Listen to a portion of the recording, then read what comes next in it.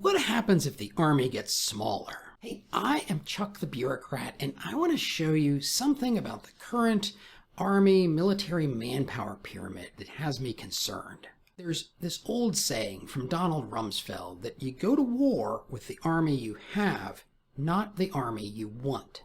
And so, while the Army's getting geared up to do their so-called 2024 Force Structure Transformation Initiative, I thought it'd be a good idea to look at the actual people that are in the Army. I mean, the Congressional Budget Office published a report on the Army's white paper that was 4 times longer than the white paper itself.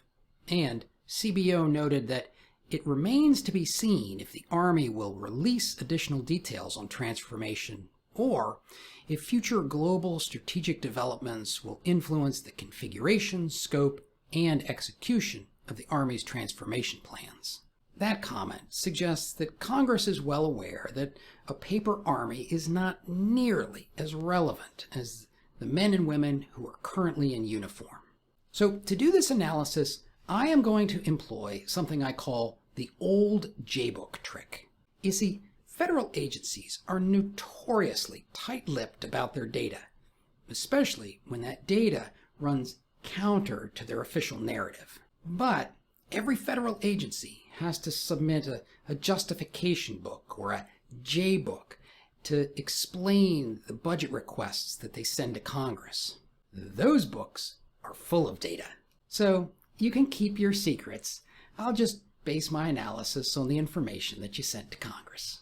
And my favorite part about this trick is that when you do it, people will always say, well, that information isn't really accurate, which I love because that just sets me up to say, you mean to tell me that the information that your service secretary sent to Congress was a lie? And then they're like, no. To do this analysis, we're going to look at the size and composition of the Army from 2000 to 2023. We're going to use 5-year intervals, and we're going to look at the mix of officers, NCOs, and junior enlisted, E4 and below. So here is the chart, and just to get oriented, we have fiscal years across the bottom. All this data is as of the end of September for each year, so the most recent data that we have is from September of 2023. The light green bars are for junior enlisted, the dark green bars represent NCOs, and the gold is for warrants and commissioned officers. Across the top, we have the sum total of actual direct end strength in the regular Army. So, these are not goals. These are what was in the force at the end of the fiscal year. The first thing to notice is that before 9/11, we were running with about 477,000 soldiers. And then we ramped up to 559K in 2010 before coming back down to 447,000. But that total number is just the background of what concerns me. The two things I want to draw your attention to are the number of officers and the number of NCOs. They peaked at 100,000 in 2015, but have only gone back down to 91,000. So even though the force is smaller than in 2000 or 2005, the number of officers is larger. Second, notice what happened with the NCOs. They went from 175,000 to 207,000 in 2010. And then they went back down to 176,000 by 2023. So compared to the officers, this seems to make a bit more sense. But then look at the number of junior enlisted, down to 179,000 in 2023. But what's going on? I mean, why so much leadership overhead?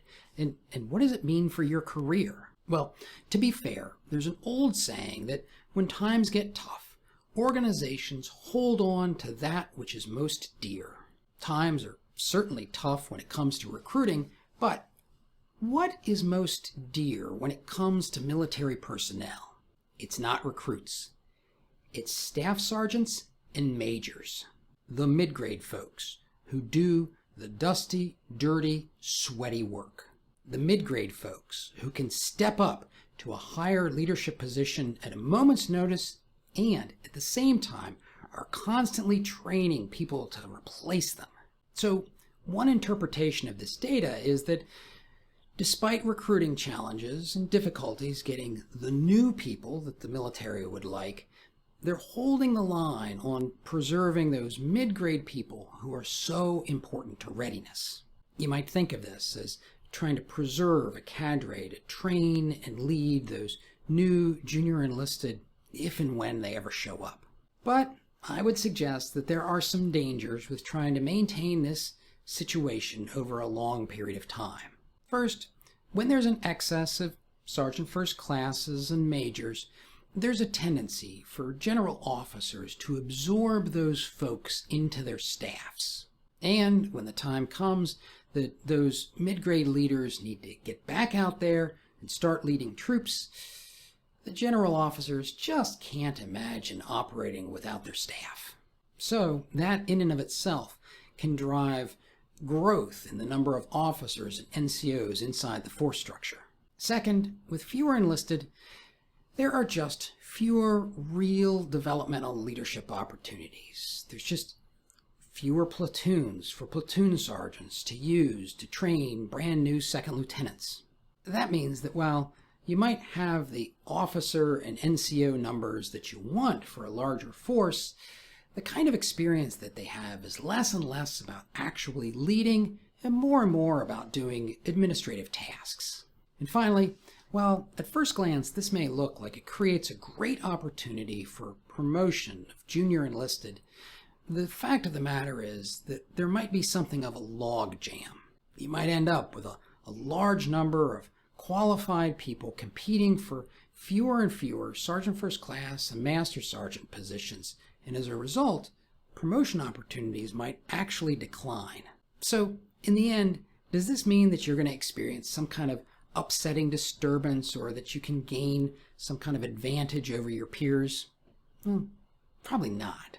It's more likely that this situation will be the backdrop for your career's natural progression. On one hand, cubicle farms full of analysts are beetling away, trying to make sure that there is a soft landing for anybody who's affected by this situation. And on the other hand, international military affairs is really going to determine whether or not what we currently see is a cadre that gets filled with new junior enlisted or sort of an overbloated system of NCOs and officers that has to be winnowed down. And now, if you're curious about how these kinds of changes have played out over the years, watch this video.